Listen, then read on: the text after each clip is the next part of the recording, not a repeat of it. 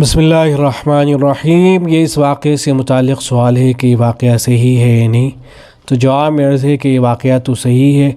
حضرت شیخ زکریہ رحمۃ اللہ علیہ نے حضرت کی جو معروف و مشہور کتاب ہے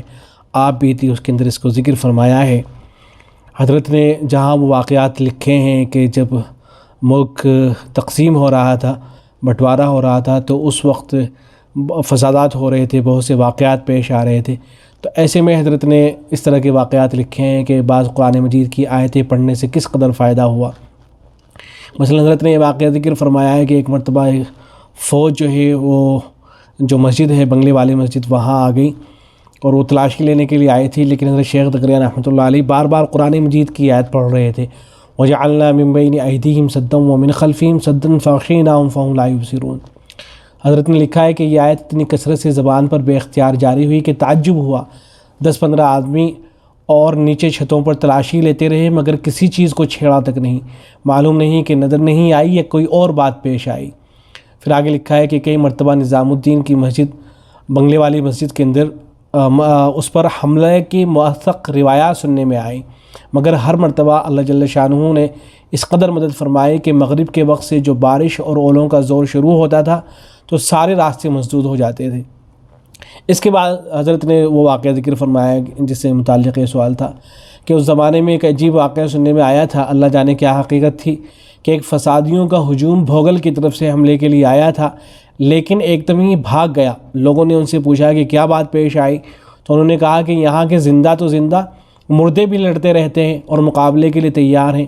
ان لوگوں نے بیان کیا کہ جب ہم بنگلے والی مسجد کے قریب پہنچے تو قبروں سے مردے اٹھتے ہوئے نظر آئے، اس لیے ہم واپس ہو گئے۔ پھر آگے حضرت شیخ زکریہ رحمۃ اللہ نے لکھا ہے کہ یہ میں نے ایک ہی قصہ لکھوایا ہے، اس قسم کے بہت سے قصے ہیں، معلوم نہیں کہ یہ قصے لکھوانے کے بھی ہیں یا نہیں۔ تو اب اس پر بعض احمق غیر مقلدین یہ اعتراض کر رہے ہیں کہ یہ کیسے ہو سکتا ہے اور مردے زندہ ہو گئے، قبروں سے نکل آئے۔ تو پہلی بات تو یہ کہ حضرت شیخ زکریہ رحمۃ اللہ علیہ نے کوئی اس طرح کی بات ذکر نہیں فرمائی ہے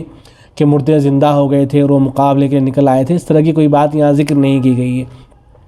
بلکہ صرف اتنا لکھا گیا ہے کہ جو حملہ کرنے کے لیے آئے تھے ان کو یہ محسوس ہوا کہ گویا کہ جو مردے ہیں وہ بھی حملے کے لیے آ رہے ہوں۔ تو صرف اتنی سی بات ہے، اب اس پہ اعتراض کرنے والی کون سی اس کے اندر بات ہے؟ اس طرح کے واقعات نہ جانے کتنے اس وقت بھی پیش آئیں اور بعد میں بھی اور اس سے پہلے بھی پیش آتے رہیں۔ اس طرح کے جو واقعات ہوتے ہیں کرامت سے ان کا تعلق ہوتا ہے۔ کتنے اس طرح کے واقعات پیش آئے ہیں کہ پولیس کسی بزرگ کو تلاش کرنے کے لیے آئی ہے لیکن وہ نہیں مل سکے ہیں۔ کتنے اس طرح کے واقعات پیش آئے ہیں کہ جو فسادات کے وقت غیر مسلم مسلمانوں کے اوپر حملہ کرنے کے لیے آئے ہیں، مسلمانوں کی تعداد کم تھی لیکن اچانک سے زیادہ تعداد محسوس ہونے لگی اور ان کے اوپر رعب طاری ہو گیا اور وہ ڈر کے واپس چلے گئے۔ تو اس طرح کے بہت سے واقعات ہیں، اور اگر غیر مقلدین حضرات کو اس پر اعتراض کرنے کا شوق ہی ہے تو پھر اعتراض کریں، خود ان کے ہاں اس طرح کی کرامت کے بہت سے واقعات ملتے ہیں تو ان کے اوپر اعتراض کریں۔ میں ڈسکرپشن میں لنک ڈال دوں گا کہ بہت سے کرامت کے ان کے یہاں بھی اس طرح کے واقعات پائے جاتے ہیں، تو ان کو تلاش کریں، ان کے اوپر اعتراض کیا کریں۔ بہرحال اس واقعے کے اندر کوئی اس طرح کی بات نہیں ہے کہ جو قابل اعتراض ہو، اور یہ واقعہ حضرت شیخ زکریہ رحمۃ اللہ علیہ نے آپ بھی کے اندر ذکر فرمایا ہے۔ السلام علیکم ورحمۃ اللہ۔